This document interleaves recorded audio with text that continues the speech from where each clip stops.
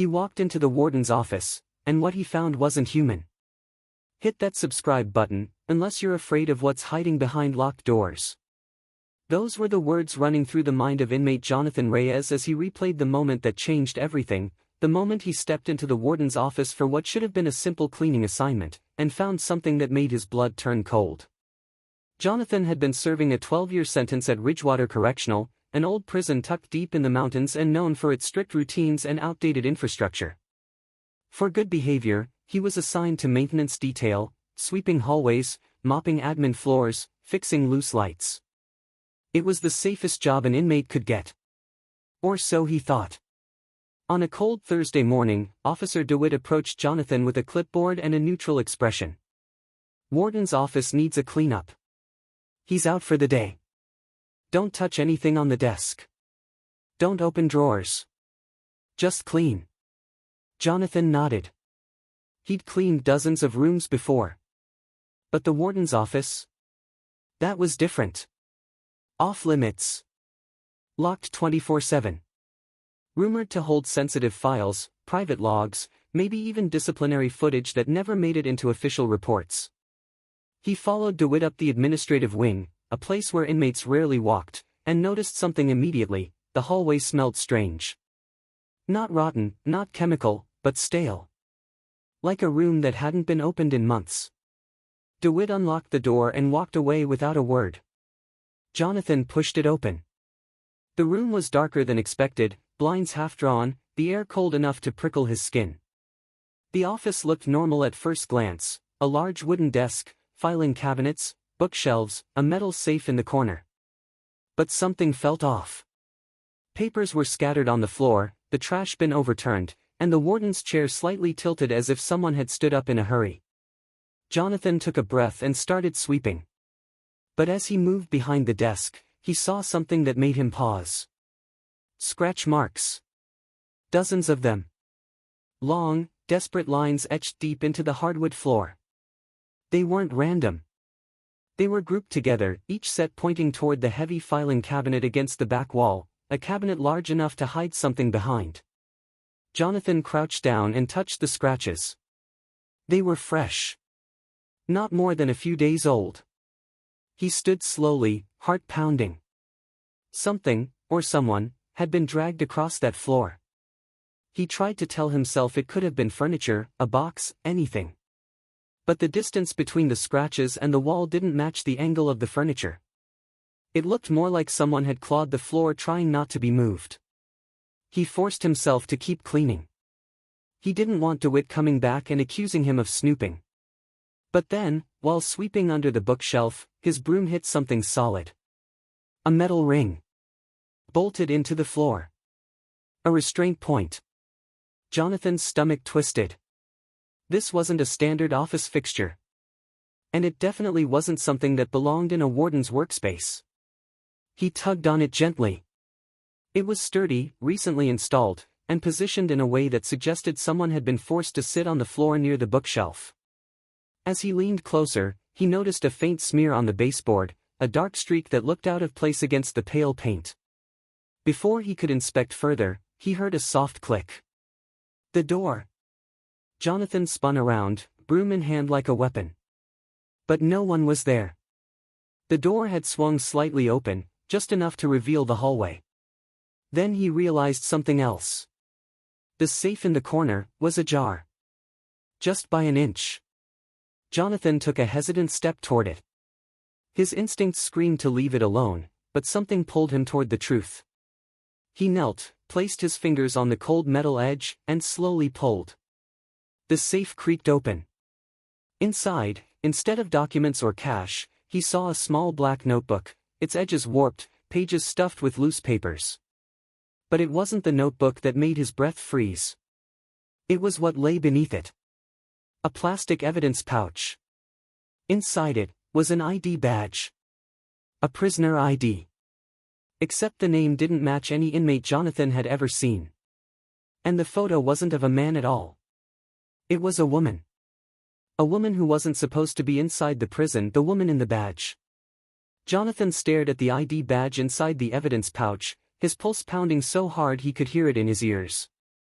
The plastic was scratched, the photo slightly faded, but the name was crystal clear, Elaine Hart.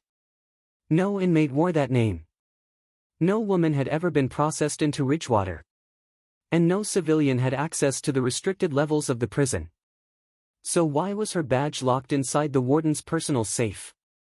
Jonathan slipped the evidence pouch back under the notebook just as footsteps echoed down the hallway.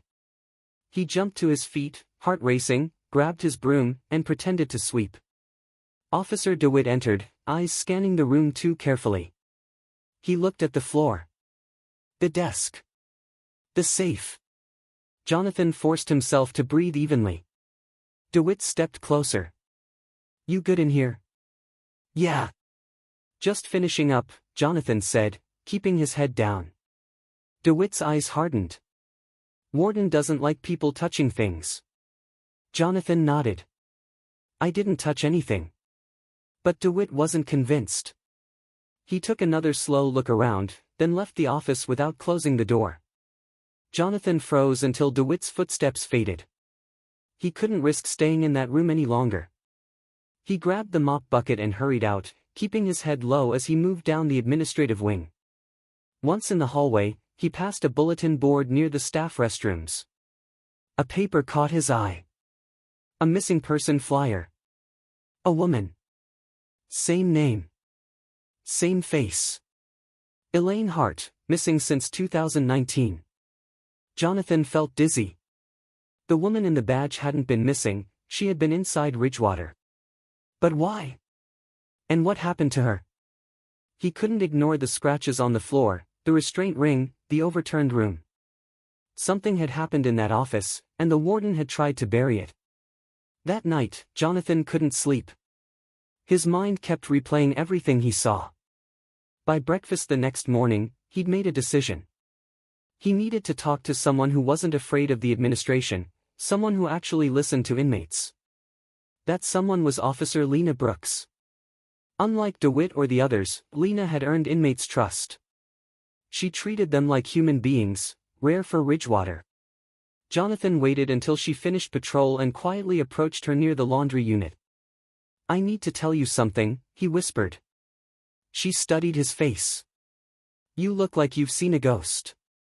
"Not a ghost," he said. "Something worse." They met in the supply closet where there were no cameras. Jonathan told her everything, the scratch marks, the restraint ring, the safe, the woman's ID badge. He expected her to dismiss it, call him paranoid, or worse. Instead, Lena's face drained of color.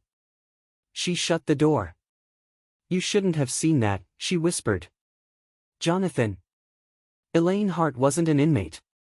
She was a contractor. She worked in the prison archives. So why is her ID in the warden's safe? Lena swallowed hard. Because Elaine filed a complaint right before she disappeared. She claimed she found discrepancies in inmate transfer records. Files missing. Logs rewritten. She said someone was moving prisoners off the books. Lena nodded. No investigation. No search. The administration scrubbed every record linking her to Ridgewater. Jonathan felt anger burning in his chest. So what happened to her? Lena hesitated. "I don't know. But whatever she found, scared the right people." Jonathan realized something then, the scratch marks didn't come from a piece of furniture. Someone had been restrained in that office. Someone had fought to stay alive. Someone the warden needed to silence. Lena stepped closer. "Jonathan, you need to stay quiet. If the warden finds out you were in that safe." But she didn't finish. A sudden buzz came over her radio. A voice crackled through. "All units, report to administrative wing. Warden wants an immediate lockdown. He says an inmate accessed restricted files." Jonathan's blood ran cold.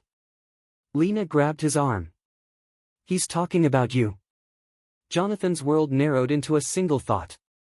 The warden knows I found something. And then Lena whispered the words that sealed the chapter. "Jonathan, he's coming for you." The door they tried to seal shut. Jonathan's heart hammered as Lena dragged him deeper into the supply hallway, away from the patrolling guards. The warden's voice boomed over the intercom, calm, controlled, and terrifying. Administrative lockdown. All inmates are to remain in designated areas. Any movement will be treated as a breach. Lena whispered, "He's not locking down the prison, he's locking you in place." Jonathan swallowed hard. "What do I do?" "You leave. Now." Her eyes darted at a maintenance hatch above the laundry dryers. "That leads to the old service corridors. No cameras. They used it before the renovations." Jonathan climbed quickly, pulling the hatch shut behind him. The narrow passage smelled of dust, rusted pipes, and years of neglect. He crawled for several minutes until he reached a wider tunnel, lit only by a distant emergency bulb. Then he heard it, the echo of boots behind him. He wasn't alone. Jonathan pressed himself into the shadows as two voices carried through the corridor. Warden said the inmate saw something he shouldn't have. "What about Brooks?" "She talks, she's done." Jonathan felt his stomach twist. Lena was now in danger because of him. Because of what he saw. Because of what Elaine Hart discovered before she vanished. He moved quickly, following the tunnel until it opened into a forgotten storage wing. Old furniture, broken records boxes, and rusting filing cabinets were stacked like a graveyard for discarded secrets. Then he saw a door. A heavy one. Its paint peeling. Its bolts reinforced. A door nearly identical to the one in the warden's office, the one positioned near the restraint marks. Jonathan approached cautiously. The air around it felt colder. On the door was a faded sign. "Archives, restricted access." Jonathan tested the handle. Locked. But the bottom corner of the door had a thin gap. He knelt and shined his cleaning flashlight through it. Inside was a small cement room. A single chair bolted to the floor. A torn strap. And an overturned filing box spilling documents across the ground. Jonathan's breath caught when he saw the top page. Transfer Irregularities Report, Part. Before he could react, the sound of metal scraping echoed from behind him. Someone else had entered the storage wing. Jonathan slid behind an old cabinet, peering through a crack. The warden stepped into the room. Alone. His expression was calm, eerily calm. He moved toward the locked archive door, resting his hand on it with a familiarity that made Jonathan's skin crawl. "You should have stayed quiet, Jonathan," the warden said softly, as if speaking to the empty room. Elaine didn't understand that either. Jonathan bit the inside of his cheek to stop himself from breathing too loudly. The warden continued, voice lower now. "She thought she found corruption. Thought she could expose something. But she never asked herself why those transfers were hidden." He stepped back from the door and reached into his coat. Jonathan tensed. But instead of a weapon, the warden pulled out a folded document. He opened it slowly. A list of names. Inmates. Officers. Contractors. All marked with the same annotation. Removed from record. Jonathan felt a chill crawl down his spine. These weren't missing files. These were erased people. The warden whispered, almost mournfully, "Some truths don't belong in reports. Some people don't belong in the system, not officially." Jonathan finally understood. Elaine Hart didn't disappear because she found dirt. She disappeared because she found an operation, one that moved people off the books, erased their identities, and hid them wherever the administration needed. Jonathan backed up silently, but his foot hit a rusted pipe. It clanged. The warden's head snapped around. Jonathan didn't wait. He sprinted toward the service tunnels as the warden shouted for backup. Radios erupted behind him. Sirens blared. Boots pounded the concrete. Jonathan pushed himself faster, turning sharply into another corridor, lungs burning. Voices echoed behind him, closer now. He reached an exit grate leading outside. He shoved it open and climbed out into the freezing night. Snow was falling, wind cutting at his face. he ran toward the tree line bordering the prison.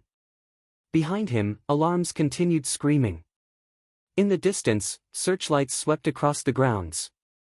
Jonathan didn't stop running until the forest swallowed him whole. Hours later, after the sirens had faded, he collapsed behind a fallen tree. His hands were shaking as he pulled something from his pocket. A small folder he had grabbed from the archive room in the chaos. He opened it. Inside was a photo. Elaine Hart. Alive. Standing in front of a government building. Dated 2 months after she supposedly vanished. And on the back, a handwritten message. If you're reading this, they already know you know. Jonathan stared at the photo, realization sinking in. Elaine hadn't been silenced. She had escaped. And now Jonathan had the proof the prison never wanted released. Snow fell quietly around him as he whispered to himself. They're going to come for me next. But he held the folder tighter. Because now, the truth was out of their control. And someone, somewhere, was going to hear it.